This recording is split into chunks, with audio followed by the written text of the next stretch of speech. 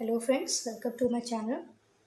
आज से हम टेंथ क्लास की एनसीईआरटी टेंथ क्लास की मैथ्स की यहाँ पे क्लासेस मैंने स्टार्ट कर दिए हैं। आज हम टेंथ क्लास मैथ्स का पहला चैप्टर देखने वाले हैं और उस पहले चैप्टर में हम शुरुआत करते हैं बेसिक से। तो चलिए स्टार्ट करते हैं। तो आपका पहला चैप्टर जो है वो आपका रियल नंबर है मैथ्स में। और इस रियल नंबर में सबसे इम्पॉर्टेंट जो एल्गोरिदम है वो है यूक्लिड डिवीजन एल्गोरिदम या यूक्लिड डिवीजन लेमा। ठीक है, तो पहले हम इसको समझेंगे। इसमें भी पहले हम ये जान लेते हैं कि रियल नंबर्स क्या होते हैं। ठीक है, तो आपके जो रियल नंबर्स होते हैं, कोई भी नंबर फ्रेंड्स, इस दुनिया में जो भी नंबर हम देखते हैं, जो भी एग्जिस्ट है, चाहे वो आपका -4, -3, -4, -3, -2, 0, 1, 2, 1/2, 2/6, √3, √2, कोई भी नंबर जो भी हम देखते हैं वो सब क्या होते हैं, रियल नंबर्स होते हैं। ठीक है। अच्छा, अब इन रियल नंबर्स में भी बहुत सारी कैटेगरीज हैं। वो कौन कौन सी कैटेगरीज हैं हम वो देख लेते हैं। तो एक होता है आपका होल नंबर। और ये होल नंबर क्या होता है? होल नंबर की जो स्टार्टिंग होती है हमेशा ज़ीरो से होती है। 0, 1, 2, 3, 4 से लेकर n तक। n का मतलब है आपका नेचुरल नंबर तक। ठीक है, नेचुरल नंबर। तो होल नंबर मतलब पूरे नंबर। तो पूरे नंबर में ज़ीरो भी काउंट होता है, इसलिए होल नंबर की स्टार्टिंग किस में होती है? ज़ीरो से होती है। 0, 1, 2, 3, 4 से कोई भी नेचुरल नंबर को हम n से डिनोट करते हैं। अब अगर नेचुरल नंबर की बात करें तो नेचुरल नंबर्स क्या होते हैं वो हम देख लेते हैं।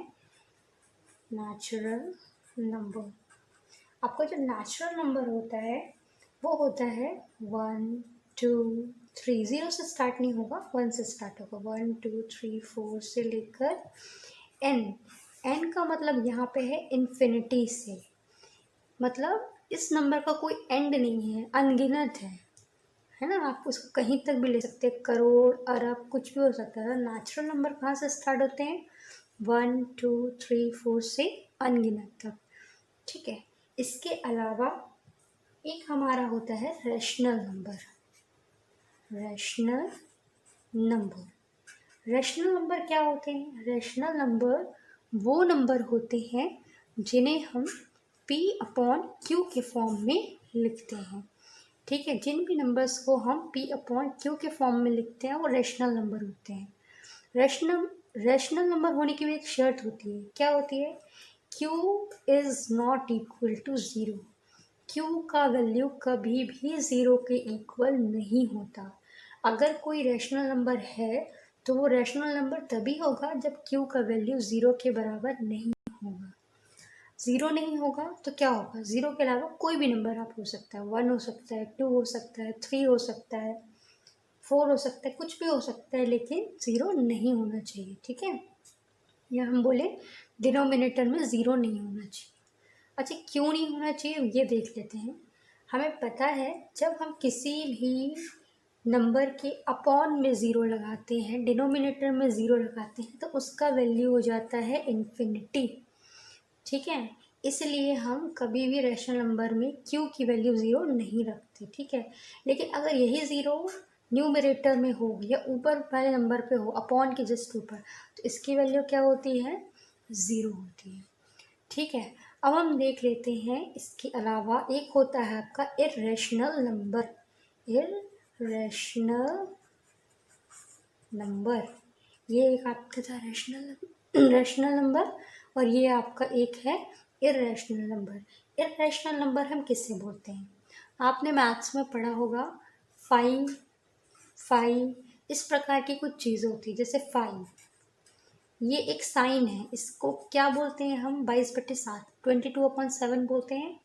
ठीक है, अब हम इसको इर्रेशनल नंबर क्यों बोलते हैं, रैशनल नंबर क्यों नहीं बोलते? इसका रीज़न ये है कि जब हम 22 को 7 से डिवाइड करते हैं तो जो इसका वैल्यू आता है वो पॉइंट में बहुत सारे नंबर्स आते हैं। मतलब इतने सारे नंबर आते हैं कि ख़त्म ही नहीं होते, आप डिवाइड करते रहो, इसका कोई एंड नहीं है, इसलिए हम इसको क्या बोलते हैं, इर्रेशनल नंबर बोलते हैं। इसी प्रकार से आपका 5 भी एक इर्रेशनल नंबर है। अब हम आ जाते हैं चैप्टर की मेन एल्गोरिदम में, जिसको हम बोलते हैं यूक्लिड डिवीजन एल्गोरिदम। ये एल्गोरिदम है क्या, हम ये देख लेते हैं। आपने डिवीजन मेथड के बारे में सुना होगा, हम किसी भी नंबर को किस प्रकार से डिवाइड करते हैं ये आपको पता है, ठीक है। अगर हम डिवीजन की बात करें, यूक्लिड डिवीजन एल्गोरिदम एक्चुअल में क्या है पहले हम ये देख लेते हैं, ठीक है। किसी भी डिवाइड की हुई वैल्यू को किस फॉर्म में लिखना, आपने देखा होगा, dividend is equals to divisor into quotient plus remainder, ठीक है। तो जब हम कोई नंबर डिवाइड करते हैं, जैसे मान लीजिए हम 4 को डिवाइड कर रहे हैं किससे, 2 से, तो 2 2 सा आपका कितना आ गया 4, और डिवाइड करने के बाद कितना बचा, 0 बचा। तो ये जो अंदर वाला नंबर होता है इसको हम बोलते हैं डिविडेंड, ठीक है। जो बाहर वाला नंबर होता है इसको हम बोलते हैं डिवाइजर। ये जो ऊपर वैल्यू आती है, जो यहाँ पर वैल्यू आती है, उसको हम बोलते हैं कोशेंट, और रिमाइंडर जो लास्ट में बचता है उसको हम क्या कहते हैं, रिमाइंडर। तो किसी भी डिवाइड की हुई वैल्यू को इस फॉर्मेट में जमाना, इसे कहते हैं यूक्लिड डिवीजन एल्गोरिदम, ठीक है। ये इसका पहला रूल है यूक्लिड डिवीजन एल्गोरिदम का, ठीक है। इसको अगर हम फॉर्मूले के फॉर्म में अगर बात करें तो इसको हम बोलते हैं A is equals to B into Q plus R, ठीक है। जहाँ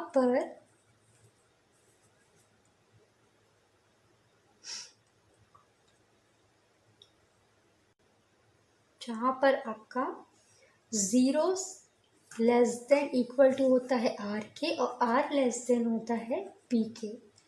अब हम इसका मतलब समझ लेते हैं कि क्या है। देखिए, हमेशा R मतलब यहाँ पे क्या है हमारा, R मतलब होता है रिमाइंडर, होता है R मतलब रिमाइंडर। रिमाइंडर का वैल्यू या तो 0 हो सकता है, ठीक है, ओके, या तो 0 से ज़्यादा होगा, कभी भी नेगेटिव नहीं होता। आपका जो रिमाइंडर का वैल्यू है कभी भी -1 या -2 या -3 इस तरीके से नहीं होता। इसलिए यहाँ पे क्या लिखा है कि जो 0 R का जो वैल्यू है हमेशा 0 से ज़्यादा होगा या तो 0 होगा, लेकिन 0 से कम नहीं होगा।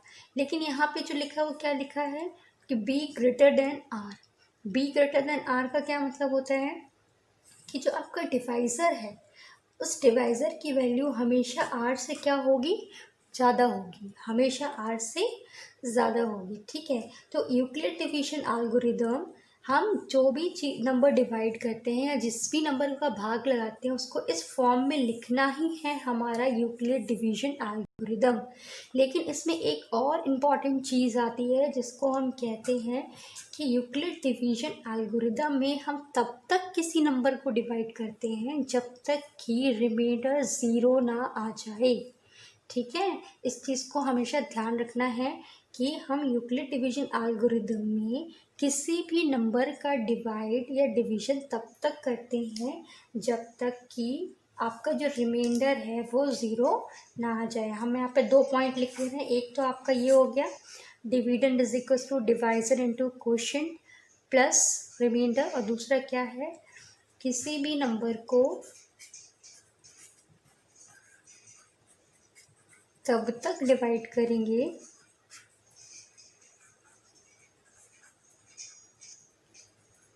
जब तक आपका जो रिमाइंडर है वो 0 ना आ जाए, ठीक है। ये बहुत इंपॉर्टेंट रूल है, ये 2 इंपॉर्टेंट रूल है। मैं एक बार ऑप्शन देखते हैं क्या दिया हुआ है। पहला क्वेश्चन पढ़िए, लिखा है use Euclid division algorithm to find HCF, ठीक है। अगर हम HCF की बात करें, जब बच्चे पढ़ते हैं कि हमें यहाँ पे HCF फाइंड करना है तो सबको लगता है HCF निकालना बहुत ज़्यादा इजी है, ठीक है। हमें HCF निकालना है और HCF निकालना बहुत इजी है, लेकिन हमें नॉर्मल मेथड से नहीं निकालना है, हमें इसमें यूज़ करनी है यूक्लिड डिवीजन एल्गोरिदम। इस मेथड की हेल्प से हमको क्या फाइंड करनी है, HCF फाइंड करना है। तो देखते हैं इसको कैसे स्टार्ट करेंगे। क्वेश्चन 1 क्या दिया है, 135 एंड 225। इसका आपको हमें HCF निकाल के देना है। हमें देखना है इन दोनों में बड़ा नंबर कौन सा है। 225 हमारा बड़ा नंबर है, बिगर है देन कंपैरिजन टू 135। ठीक है, तो जब हम किसी भी नंबर को डिवाइड करेंगे तो बड़ा नंबर हमेशा क्या बनता है आपका, कौन सा नंबर कहलाएगा, बड़ा नंबर हमेशा बीच में आता है। ठीक है, और हम 135 से इस नंबर को क्या करेंगे, डिवाइड करेंगे। तो चलिए डिवाइड कर लेते हैं। 135 से कितने बार में जाएगा ये भाग, 1 टाइम में जाएगा। 135 सब्ट्रैक्ट कीजिए, 5 में से 5 गया 0, 12 में से 3 गया, कितना बचा 9 बचा, 1 में से 1 गया कुछ नहीं, 90। अब इसे हम यूक्लिड डिवीजन एल्गोरिदम के फॉर्म में लिख देंगे। ठीक है, यूक्लिड डिवीजन एल्गोरिदम के फॉर्म में कैसे लिखेंगे, यहाँ पे आपका था dividend is equals to divisor into quotient plus remainder. ठीक है, डिविडेंड हमारा कौन सा है, अंदर जो दिया हुआ है 225, डिवाइज़र हमारा दिया हुआ है 135, इंटू कोशेंट कितना आया 1, और रिमाइंडर कितना आया 90। अभी हमने बेसिक में पढ़ा था कि हमको यूक्लिड डिवीजन मेथड में तब तक डिवाइड करना होता है जब तक कि रिमाइंडर आपका ज़ीरो ना आ जाए। ठीक है, अभी हमारा रिमाइंडर क्या है, ज़ीरो नहीं आया है, तो हम यहाँ पे क्या लिख सकते हैं इस चीज़ को, remainder is not equal to zero. अभी ज़ीरो नहीं आया है।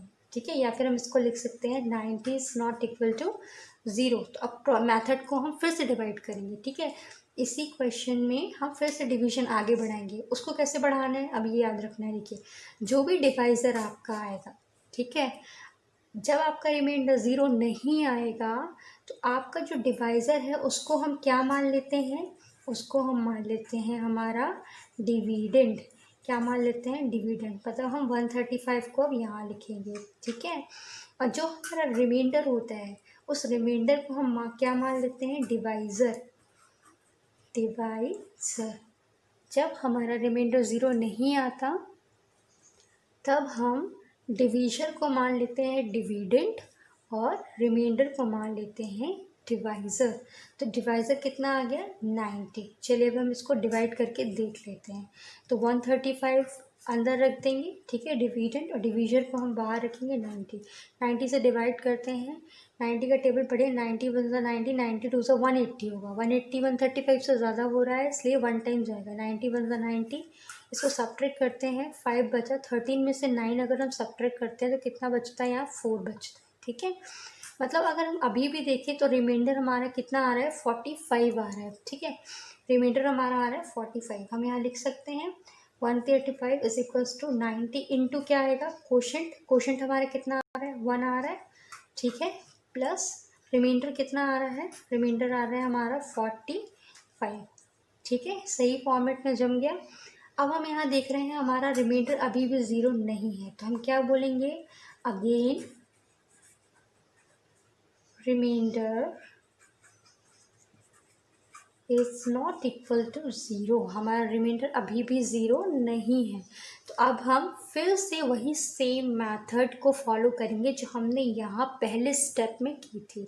सेम मेथड को फॉलो करेंगे। कैसे, हमारा जो 90 है वो फिर से क्या बन जाएगा, अब 90 हमारा क्या बनेगा, डिविडेंड बनेगा। ठीक है, डिविडेंड, और 45 रिमाइंडर है तो ये क्या बन जाएगा, हमारा डिवाइज़र बन जाएगा। ठीक है, तो 90 यहाँ डिविडेंड लिख दिया इज इक्वल टू डिवाइज़र हमारा क्या हो गया, 45 हो गया। अब हम इसको यहाँ सॉल्व कर लेते हैं। ठीक है, इसको हम यहाँ पे सॉल्व कर लेते हैं। 90 अंदर लिख दिया भाई, 45 45 वन सा 45, 45 टू सा 90। ठीक है, और 90 में से 90 सब्ट्रैक्ट किया तो क्या आ गया, ज़ीरो आ गया। हम यहाँ लिख सकते हैं डिवाइज़र इंटू क्या होता है, कोशेंट होता है। यहाँ पे कोशेंट कितना दिया हुआ है, 2 दिया हुआ है, तो हम इंटू 2 कर देंगे, प्लस आपका रिमाइंडर कितना आ रहा है, यहाँ पे 0 आ रहा है। अब देखिए इस लाइन में आपका रिमाइंडर क्या आ गया, 0 आ गया। तो हमें यूक्लिड डिवीजन एल्गोरिदम में यही चाहिए था कि हम तब तक किसी भी नंबर को डिवाइड करेंगे जब तक कि रिमाइंडर 0 ना आ जाए। अब यहाँ पर हमारी इस लाइन में रिमाइंडर क्या आ गया, 0 आ गया। यहाँ रिमाइंडर 0 आ गया, दैट मीन्स हमें यहाँ पे डिवीजन को रोक देना है, डिवाइड करना अब हम रोक देंगे, ठीक है। तो हमें पता कैसे चलेगा कि हमारा HCF कौन सा है। तो हमेशा याद रखिए, जिस नंबर से डिवाइड करने पे या वो डिवीजर जिसकी वजह से रिमाइंडर 0 आया हो, वो डिवीजर जिसकी वजह से रिमाइंडर 0 आया हो, उस नंबर को ही, ठीक है, डिवीजर है कि नहीं है, तो वो डिवीजर जिसकी वजह से हमारा रिमाइंडर 0 आया हो वो क्या होता है, हमेशा HCF होता है, ठीक है। या हमारा HCF होता है। इसका आंसर क्या हो जाएगा आपका, 45 इज HCF of 135 and 225, ठीक है। ये हमारा HCF है, 45 इज HCF ऑफ 135 एंड 225। एक बार फिर से इस चीज़ को ध्यान देंगे, जहाँ पे भी आपका रिमाइंडर 0 आ जाएगा उस लाइन में जो डिवीजर है, जो डिवीजर यूज़ हुआ है, जिस